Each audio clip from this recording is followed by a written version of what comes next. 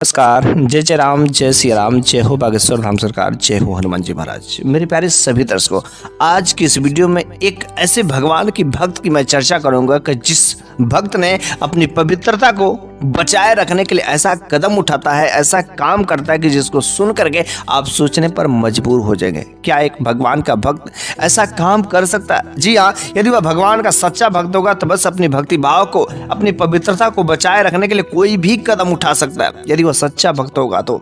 यदि आप भगवान के भक्ति भाव करते हो, भगवान पर विश्वास करते होंगे, तब से आप इस वीडियो के अंत तक रहेंगे ही रहेंगे। मुझे पूरा विश्वास है कि यदि आप इस कहानी के अंत तक बने रहेंगे तो अवश्य आपके जीवन में कुछ ऐसे चीजें सीखने को मिलेंगे ही मिलेंगे जो आज तक आपने नहीं सीखेंगे। इसलिए आप इस वीडियो के अंत तक अवश्य ही बने रहेगा। तो एक बार की बात है कि एक गांव में एक छोटा सा परिवार था, जिसमें एक माँ बाप और एक उसका छोटा सा बच्चा। क्योंकि अभी तो हाल ही में शादी हुई थी और शादी होने के उपरांत में भी तो एक छोटा सा बच्चा पैदा हुआ था। उसके माँ बाप जो थे बड़े ही संस्कारी थे, हर चीजों को बड़े ही नियम से करते थे।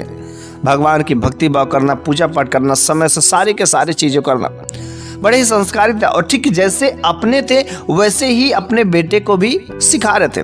पास के एक मंदिर में हर रोज नित्य वे लोग जाते थे, भगवान की पूजा पाठ करने, आरती करने जाते थे। तो साथ में अपने छोटे से नन्हे मुन्ने बच्चे को भी ले जाते थे। और जो भी चीजें होता वहां पर भगवान का प्रणाम करना, पूजा आरती करना, वहाँ के जो पुजारी थे उनको भी प्रणाम करना, सारी के सारे चीजें, बोलने का तरीका, हर चीज बहुत ही संस्कारी अपने बेटे को भी सिखाया था। लेकिन कुछ ऐसा हादसा होता है कि जिसका इस धरती पर जितने दिनों का लिखा रहता बस उससे ज्यादा दिन नहीं टिक पाते। और एक दिन ऑटोमेटिक कुछ ऐसी हादसा उसके मम्मी पापा के साथ में हो जाता है कि दोनों के दोनों लोग की अचानक सडन जो है मृत्यु हो जाती है, इस दुनिया से छोड़ करके चले जाते हैं। बेचारा वह छोटा सा बच्चा, अब तो उसका कोई नहीं था, अब कौन सहारा बनेगा?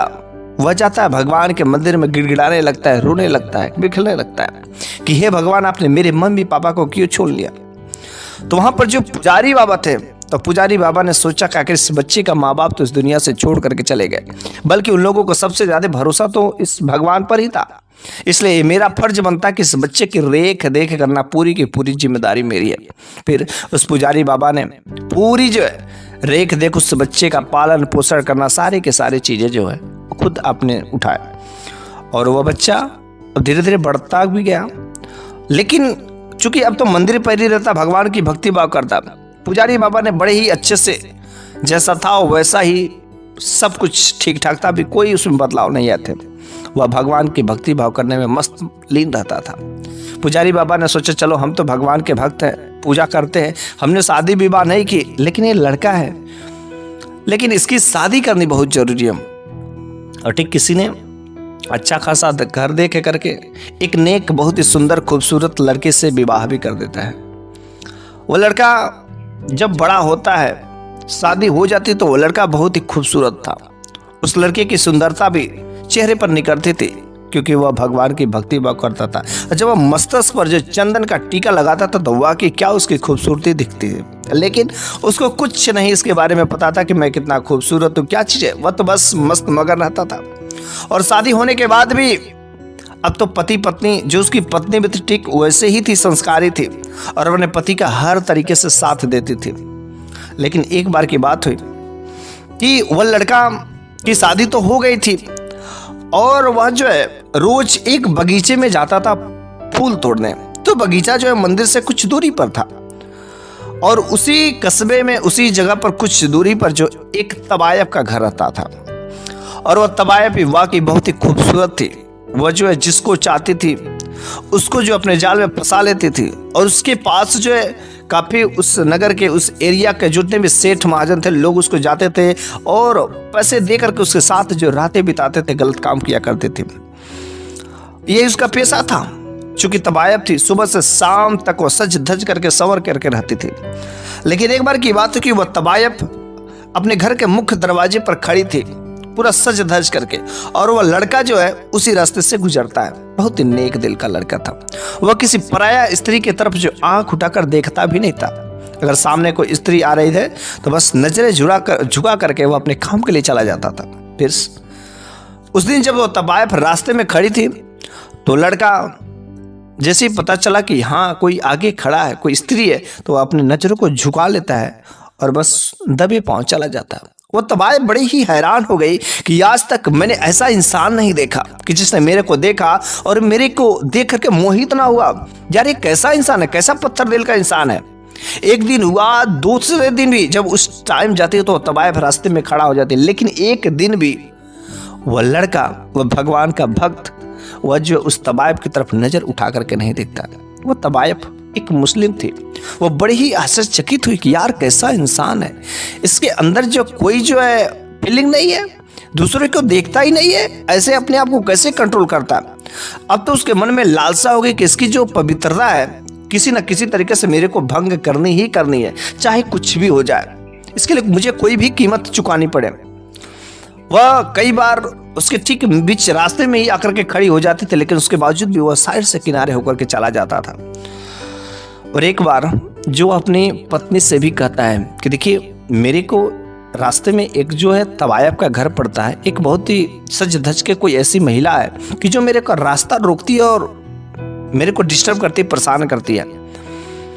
तो उसकी पत्नी ने कहा जाने दीजिए, रास्ता बदल दीजिएगा, कब तक वो परेशान करेगी, एक दिन छोड़ देगी। और हम लोग भगवान की भक्ति भाव करते, भला हम लोग ऐसे गलत काम कैसे कर सकते हैं। उसको पत्नी पर को भी अपने पति पर पूरा बस भरोसा था कि मेरा पति कभी कोई गलत कार्य नहीं कर सकते, मेरे पति बस मेरे है, मेरा पति किसी दूसरी लड़की की तरफ, किसी दूसरी स्त्री की तरफ जो देख नहीं सकते, उसको इतना भरोसा था।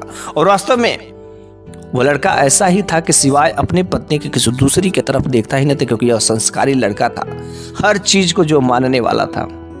और उधर वह तवायफ बिल्कुल एक एक प्रयास करके वह थक चुकी, लेकिन वह लड़का उसकी तरफ नजर उठाकर देखा तक नहीं।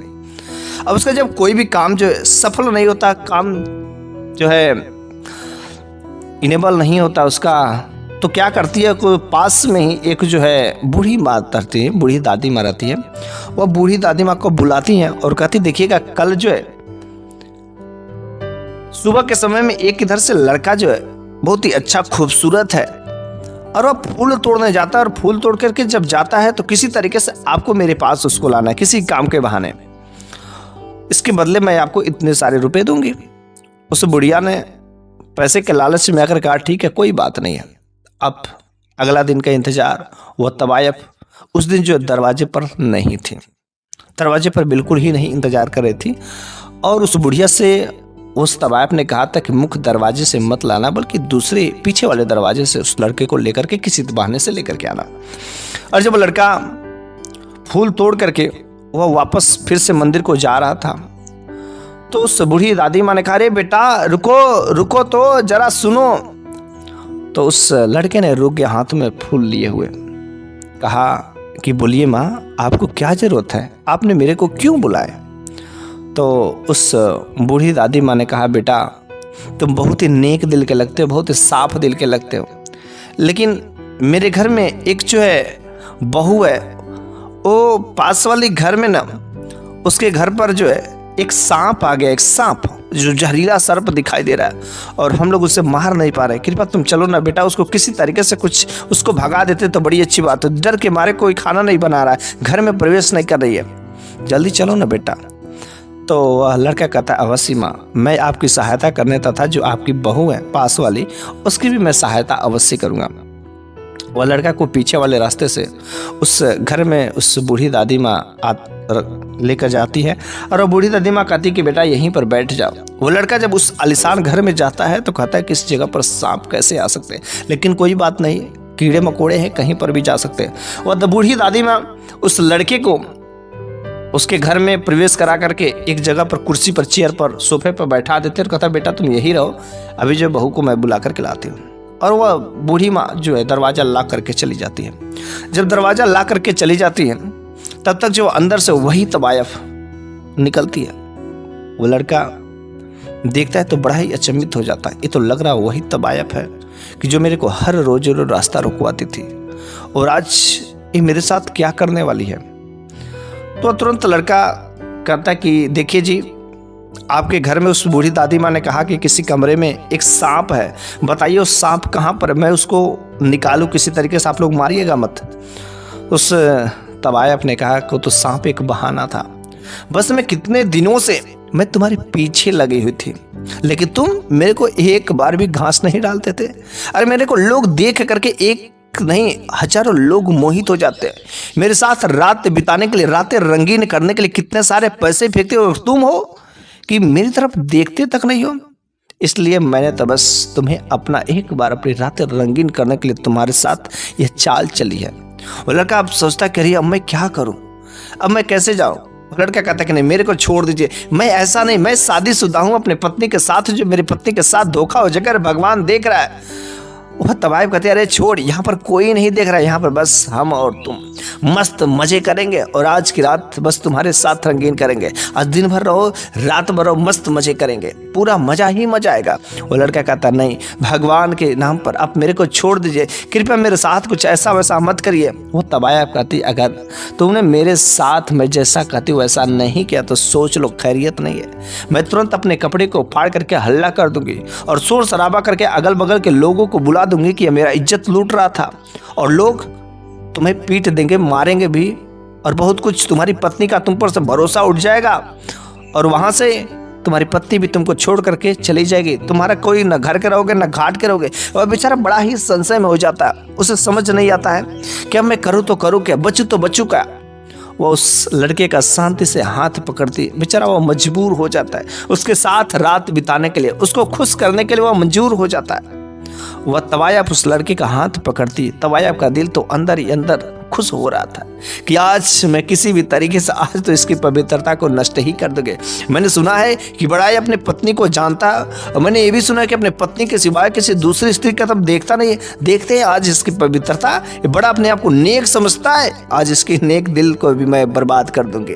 अंदर अंदर उसका दिल बहुत ही खुश हो रहा था और उस बंद एकांत कमरे में ले जाती है। मस्त आलीशान वहां पर अच्छा सा बेड, हर चीज की व्यवस्था थी। यह लड़का मनी मन सोच रहा था कि हे भगवान कुछ मेरे को ऐसा बुद्धि दो, किसी तरीके से कोई रास्ता निकालो जिससे मेरी पवित्रता बच जाए। उस लड़के को कुछ समझ नहीं आ रहा होता। वह तवायफ बिस्तर पर लेट जाती है।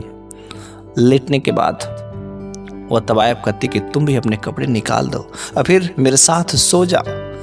वो लड़का धीरे धीरे जो अपने कपड़े को खोल रहा था, अंदर ही अंदर उसका दिल रो रहा था कि हे भगवान कब तो मेरी चर्चा करो, कैसे कुछ तो करो। और वो लड़का धीरे धीरे जब सारे के सारे कपड़ों को खोल देता है, अब तो उसके साथ सोने वाला ही रहता है। जाता है बिस्तर पर बैठ जाता है। वह तवायफ कहते अरे अब तो सो जा, लेट जा, क्यों इतना सोचने की बात करे, पत्नी याद आ रही है, अरे बीवी याद आ रही है, बीवी को भूल जा, बीवी तो घर पर है, यहाँ पर कोई नहीं देखने वाला, आजा जल्दी से मेरे पास में आजा। लेकिन तब तक ऊपर वाले की कृपा से उसके दिमाग में एक जो है विचार सोच जाता है, बहुत ही खुरपाती दिमाग। कहा जाता है कि जब आप किसी भी कंडीशन में फंसे हुए स्थिति में रहते हैं, मुसीबत में रहते हैं, तो बस आप जो है अपने दिमाग से पूछे इससे उबरने का रास्ता क्या हो सकता है। आपका दिमाग जो रास्ता बताएगा, लेकिन आपको उसे करना ही होगा। आप जो किसी दूसरे से पूछते रहे ठीक है, आप पहले खुद के दिमाग से पूछिए, दिमाग चलाना शुरू करिए, इस मुसीबत से कैसे निकले वो रास्ता बताएगा ही बताएगा। लेकिन वह रास्ता हो सके कठिन हो सकता है, बहुत ही कठिन हो सकता है। और अगर वह आप रास्ता को अपनाते हैं तो आप जो को रास्ता से उस जगह से उभरने का जो अवश्य मार्ग दिखाई देता है। और वैसे ही ठीक उस लड़की के दिमाग में एक विचार आता है और वह जो है उस तवायफ से कहता है कि आप मेरे को 2 मिनट का समय दे सकती है, मेरे को जो है टॉयलेट जाना है। तो उसने कहा टॉयलेट जाना है तो टॉयलेट कहाँ है। वो तवायफ ले जाती है टॉयलेट में और उस लड़के को कहती कि देखो यहाँ पर टॉयलेट है, जल्दी जाओ और निकल करके आओ। वो लड़का टॉयलेट में जाता है और काफी समय तक उसमें रहता है, 2 मिनट 3 मिनट 5 मिनट तक। वह तवायफ बाहर जो सज धज के इंतजार कर रहे थे, अरे अब आएगा अब आएगा। वो जा करके दरवाजा खटखटाती, नॉक करती, अरे भाई निकलो निकलो, अरे क्या कर रहे हो अंदर, अरे इससे बहाना बना से कुछ नहीं चलेगा, अरे मैं दरवाजे को तोड़ दूंगी। वो लड़का कहता बस कुछ देर और कुछ समय बाद वो लड़का जो टॉयलेट से निकलता है। जैसे ही टॉयलेट से निकलता है और जब तवायफ उस लड़की को देखती तो बिल्कुल ही हैरान रह जाती, चकित रह जाती है। कहती अरे ये तुमने क्या किया। उस लड़के ने कहा हाँ मेरे पास यही एक ऑप्शन था, दूसरा कुछ ऑप्शन नहीं है, आओ आओ अब हम तुम्हारे साथ रात रंगीन करने के लिए राजी है। चल अब हम लोग रातें रंगीन कर लेते हैं, बड़ी तो मजा, पूरी रात हम सोएंगे। और तबायब कहती, अरे तू तो बहुत बदतमीज है, तू तो बहुत गंदा है, तू तो अपने आप को भगवान का भक्त है और तूने अपने शरीर पर पूरे के पूरे गंदगी लगा लिया और तूने अपने पवित्रता को नष्ट कर लिया। उस लड़के ने कहा, अरे तो ऊपर ही ऊपर है, लेकिन अंदर से तो मेरा मन गंदा नहीं है ना, इसको तो फिर से नहा लेंगे, धुल जाएगा। लेकिन चल तू अगर तैयार है, जो तू ऊपर ही सज धज के बनी है, तेरा ऊपर ऊपर तो बस गंदा होगा ना, चल हम तैयार हैं। वह तवायफ जो तुरंत कहती, जल्दी से भाग जाए यहाँ पर, आज से मैं तुझको देखूंगी तक नहीं, तू जल्दी से भाग। और लड़का अपने जो है सारे के सारे जो कपड़ों को लेकर के आता है और पहन करके तुरंत जाता है और वो नदी में स्नान करता है। नदी में स्नान करने के बाद तो भी जो है उसके शरीर से कुछ वैसे ही गंध आ रहे थे और वह भागा भागा गुरु जी के मंदिर पर जाता है, गुरु जी के चरणों में गिर जाता है। कहता है, गुरु जी मुझसे बहुत बड़ी गलती हो गई, बहुत बड़ी गलती हो गई। गुरु जी ने कहा, अरे बेटा क्या बात है, ऐसी कौन सी गलती हो गई, तुमने क्या गलत काम कर दिया। गुरु जी से कहा कि गुरु जी आज मैंने अपने शरीर पर पूरी की पूरी गंदगी लगा ली है और नदी में नहाने के बाद भी मेरा शरीर से कुछ महक आ रहा है, कुछ स्मेल आ रहा है। उसके बाद से उस लड़के ने उस गंदगी लगाने का सारे के सारे राज को बताता है। फिर उस दिन गुरुजी ने कहते हैं कि बेटा तुम कोई गलत काम नहीं किया, तुमने तो बस अपनी पवित्रता को, अपनी पत्नी के जो प्रेम है, अपने पत्नी के सिवाय किसी दूसरे स्त्री की तरफ नहीं देखना, तुमने तो अपने पत्नी की, अपने आप को, इज्जत को बचाई है। और इस तरीके से यदि तुम भगवान पर भरोसा करते, भगवान की पवित्रता को, अपने आप को पवित्रता बनाए रखने के लिए तुमने एक कदम उठाया, इसलिए ये कोई गलत नहीं है, कोई पाप नहीं है, तुम बिल्कुल शुद्ध हो। और इस स्थिति में अगर बड़ा पाप करने से बच जाता है, उसके बदला छोटा पाप होता है, तो समझ जाए कि वह अच्छा कर्म है, नेक काम है। तुमने जो कुछ भी किया बेटा कोई गलत नहीं है, तुमने अपने पत्नी के साथ में बहुत ही अच्छा कर्म किया। पत्नी जो है अपने पति के इस बातों को सुन करके उसके आंखों में आंसू आ जाते हैं और वो अपने आप को कितना सौभाग्यशाली समझती कि मैंने कितने सारे अच्छे कर्म पिछले जमाने में किए होंगे या कितने मैंने पुण्य कर्म किए होंगे कि मैंने ऐसा पति पाया। दूसरा शायद कोई पति रहता तो अपनी पवित्रता को नष्ट करने में एक बार भी वो संकोच नहीं करता। वो अपनी पत्नी को ये नहीं सोचता कि चल ठीक है, अपनी पत्नी को कभी बताता भी नहीं, लेकिन मेरे पति कितने अच्छे हैं कि मेरे लिए अपने आप को कितने बड़े संकट में डाल दिया।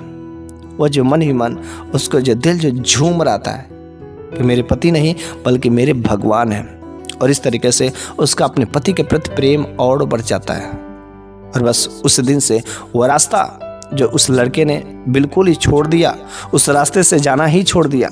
लेकिन कुछ दिनों के बाद जब फूलों की जरूरत पड़ती थी तो वह उस रास्ते से वो लड़का जाता था, लेकिन तवायफ उसे फिर से परेशान करने की कोशिश नहीं की, क्योंकि उस लड़के की हकीकत जान चुकी थी। उसके आगे उसकी जो है रद्द करने की कोशिश की पवित्रता को, लेकिन उसका कोई भी कामयाब चाल नहीं होती है और वह हार मान जाती है। मेरे प्यारे सभी दर्शकों, यदि आप भगवान के भक्त हैं, भगवान से प्रेम करते हो, अपने पत्नी से भी प्रेम करते हो, अपनी पत्नी के साथ धोखा नहीं करेंगे तो अवश्य आपके जीवन में बहुत कुछ भी ऐसे अच्छे चीज़ें मिलते हैं जो आपने कभी सोचा नहीं होगा। अगर आप ईमानदार रहते तो हमेशा आपके साथ भी ईमानदारी का ही फल मिलता है। भगवान बैठा ऊपर, वह देख रहा है कि आप क्या कर रहे हैं क्या नहीं कर रहे, क्योंकि उसके घर में देर होता है अंधेर नहीं होता है। वह एक एक मिनट का, एक एक क्षण का, हर चीज का जो ख्याल रखता है। हमारे और आपके हिसाब में जो गलत फहमियां हो सकती है, लेकिन उसके हिसाब में एक रत्ती का भी गलत नहीं मिलता है। वह देर सही लेकिन अंधेर कभी नहीं होता, उसका हिसाब बिल्कुल ही पक्का होता है, सही होता है। और जैसी करनी वैसी भरनी तो होता है, अर्थात जैसा आप कर्म करेंगे, जैसा बोएंगे वैसा ही बीज काटेंगे। इसलिए हमेशा अच्छे कर्म करना चाहिए, भगवान की भक्ति भाव करना चाहिए, लोगों की सहायता करना चाहिए, अपने पत्नी या पति के प्रति हमेशा जो ईमानदार रहना चाहिए, धोखा नहीं देना चाहिए। यह काम यदि आप ऐसा करते हैं, संस्कारी रहते हैं, तो आपके जीवन में हमेशा सद्बुद्धि ही सद्बुद्धि रहेगी। आपको कभी कोई बहुत बड़ी संकट या आपदा नहीं आ सकती। बस आज की कहानी तो यहीं पर समाप्त हो जाती है, लेकिन अगले वीडियो में एक नई शानदार कहानी लेकर के अवश्य हाजिर होगा। तब तक के लिए धन्यवाद।